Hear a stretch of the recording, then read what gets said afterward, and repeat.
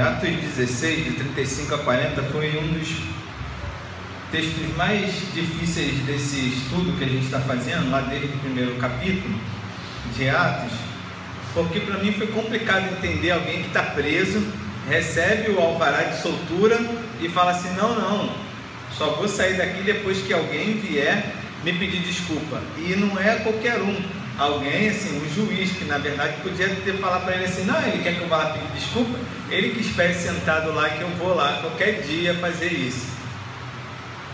É difícil também porque a gente pensa que nesse momento Paulo ele está sendo orgulhoso, sabe, ele está, não, me fez o que fez, agora tem que vir me pedir desculpa, algo nesse sentido. Mas por que será isso? A gente pode chegar à seguinte conclusão: Paulo não estava pensando nele, não estava pensando naquele momento, Paulo estava pensando naqueles que viriam depois dele. Porque assim, se alguém vem e faz o que quer comigo, essa pessoa vai também querer fazer a mesma coisa com os meus descendentes. E Paulo estava preparando uma igreja naquela cidade para poder sair, deixar aquela igreja funcionando. E como seria? Amanhã ou depois, porque a igreja fez alguma coisa, vai lá e prende todo mundo? Não, Paulo está falando justamente isso. Não é assim. Vocês precisam, se vai prender alguém, precisa prender como manda a lei. Precisa ter o acusador, isso e tudo. E aí por isso que eu coloquei o tema de hoje como injustiça não. E aí a gente poderia abrir um leque de injustiças, não só em relação ao nosso cotidiano aqui, que a polícia muitas vezes tem a obrigação de prender e ela faz o quê? Mata. Muitas vezes a polícia tem a obrigação de ser educada e ela é o quê? Arrogante. A polícia tem a obrigação de ser humana, né? De dignificar, não sei se é essa palavra, o outro. E o que ela faz? Age com preconceito. Várias vezes aqui no morro, eu e meu filho, aí tipo, ele sempre é revistado, né? E eu passo batido. Aí ele viu, pai, porque eu sou preto e tal. Então, não só essas injustiças, mas eu selecionei algumas outras coisas aqui.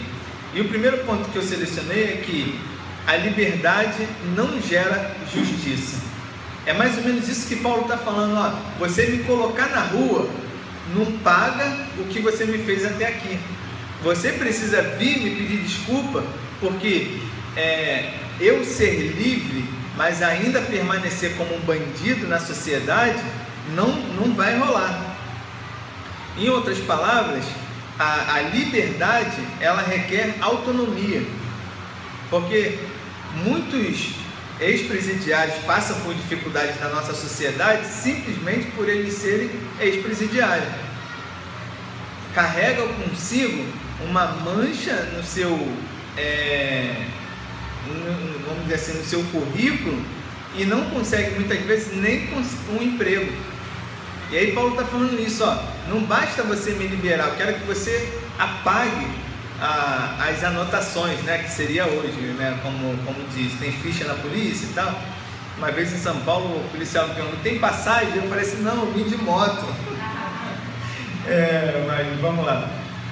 Por quê? Porque quem tem passagem, ou seja, já deveu ou está devendo, né, mais ou menos essa é a mentalidade deles. Então, seguindo, os livres devem lutar por justiça. É claro que quem está preso também deve tentar lutar, né? Mas quem está preso não tem condições de correr atrás. Então, se eu estou livre e tenho um conhecido meu preso, eu que tenho que procurar fazer justiça por ele. De repente perguntar à mãe, e aí, como é que está? Perguntar ao pai, e aí, foi lá visitar? De repente a pessoa não tem nem dinheiro para ir visitar, ou dinheiro para tirar um documento, né? Para você ter ideia, para você entrar no presídio hoje, você tem que pagar uma carteirinha que custa mais de R$200, só o documento. Eu acho que é mais caro do que uma carteira de identidade, só para você entrar no presídio. Então, justiça social, fechando esse ponto, é o que Jesus mostrou em vários momentos do seu ministério. Porque para quem estava com fome, ele deu o que comer. Para quem estava doente, ele curou. Para quem estava preso ou possesso, ele libertou. Então, quando a gente pensar em justiça, a gente tem que pensar como Cristo. Porque Jesus não esperou que ninguém ali, naquele momento da multiplicação dos pães e peixes, ele falou assim: quem não está prestando atenção não vai ganhar. Quem aqui é mulher não vai ganhar, quem é criança não vai. Não, ele deu a todos, e simplesmente para abençoar. Ele não tinha obrigação de fazer aquilo, mas ele deu de comer a quem tinha fome. O segundo ponto é que a liberdade, ela não gera respeito. Tem muita gente presa, né, vamos dizer assim, com mais respeito do que os que estão soltos.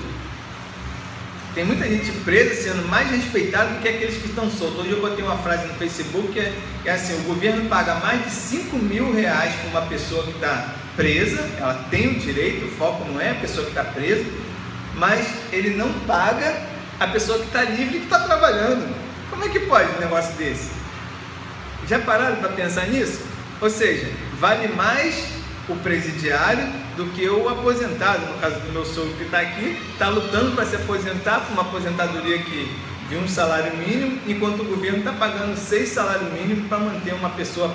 É claro que as pessoas precisam ser excluídas da sociedade, né, tiradas nesse momento para pagar a sua pena, precisa, só que o foco não é esse. O foco é aqueles que estão sofrendo injustiça, como eu citei no meu sogro.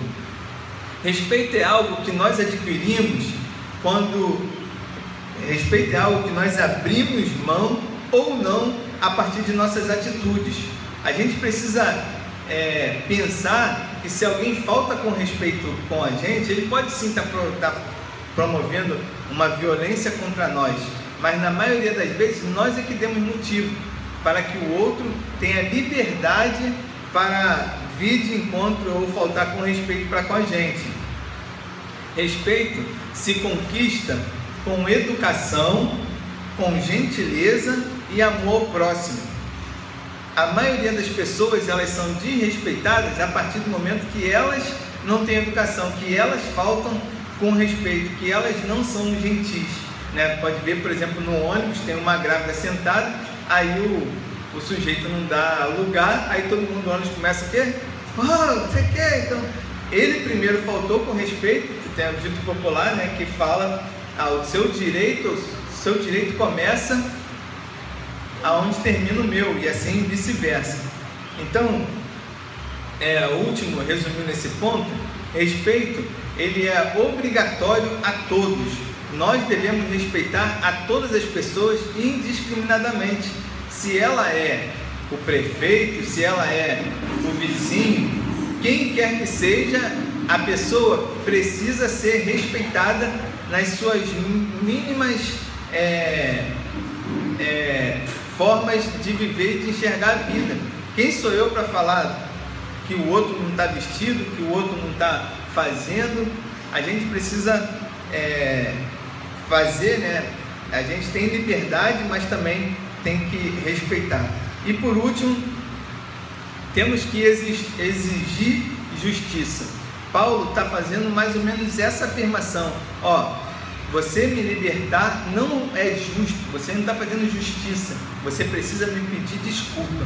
E quanto de justiça é feito a partir do perdão, a partir da desculpa. O nosso país, ele é conhecido como o país dos direitos escritos, mas também é conhecido como o país das injustiças, porque ao mesmo tempo que eu falo que uma criança tem direito à educação, à moradia, uma série de outras coisas, eu não dou condições para essa criança usufruir do direito que ela tem. Nós precisamos que a justiça seja feita a todos, inclusive a nós, porque nós também muitas vezes sofremos injustiça, mas também muitas vezes promovemos a injustiça. A partir do momento que a gente tem condições de fazer o bem e nós não fazemos, nós somos injusto.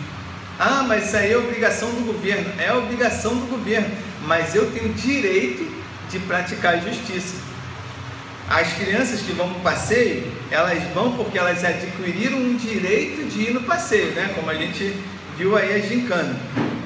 Só que eu vou praticar a justiça ou a injustiça a partir do momento que eu deixo alguém ir sem que tenha cumprido aquilo que foi exigido. Então, o que é justiça? Eu fiz essa pergunta.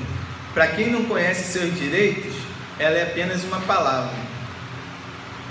Se a gente não conhecer os nossos direitos, Paulo vai falar o quê? Como vocês fizeram isso com um cidadão romano? Ele sabe o direito que ele tem, ele sabe quem ele é, e a gente precisa estudar e procurar a fundo quais são os nossos direitos. A minha mãe pagou quase R$2.000 para fazer um procedimento médico, e eu estou falando para ela: mãe, a senhora tem direito de fazer isso gratuitamente. Mas, sabe aquela pessoa antiga? Não, se eu posso pagar, eu vou, sem condições de pagar, porque é aposentado, ganha um salário mínimo e vai juntando um dinheirinho aqui, e aí não entendeu que tem o direito. Assim a gente tem direito. Uma amiga minha vai casar, eu falei: ó, tu vai no Leão 13 que não precisa pagar nada. Tá tão caro para casar, não precisa pagar nada para casar. E assim, se nós não soubermos quais os nossos direitos, a justiça para a gente vai ser uma conversa fiada.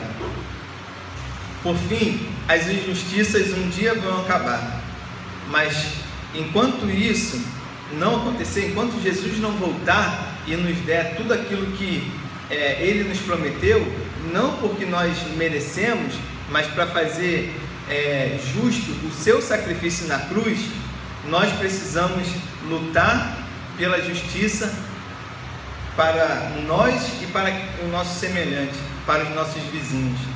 Cada um de nós temos direito a tudo aquilo que a Constituição descreve. Basta você ler e ver onde o governo está faltando para com você. A questão da minha mãe, ela tem direito à saúde, não é isso que a Constituição fala? Então basta ir lá no fórum, lá tem um plantão judiciário, o juiz vai dar uma liminar, mandando ela fazer, mandando o hospital particular fazer o procedimento nela, porque ela não tem condições de pagar. Da mesma forma, quem tem que, por exemplo, sepultamento, quem não tem dinheiro para pagar o sepultamento, não precisa ficar mendigando os outros, fazendo listinha. Basta ir lá e falar com o juiz: ó, fulano morreu e não temos dinheiro para enterrar, e que o juiz de plantão vai dar, liminar para que ele seja enterrado gratuitamente. Então, irmãos, encerrando, injustiças não. E se você quer entrar nessa luta, procura entender um pouco mais dos direitos, dos nossos direitos, e também do direito daqueles que estão à sua volta. Amém?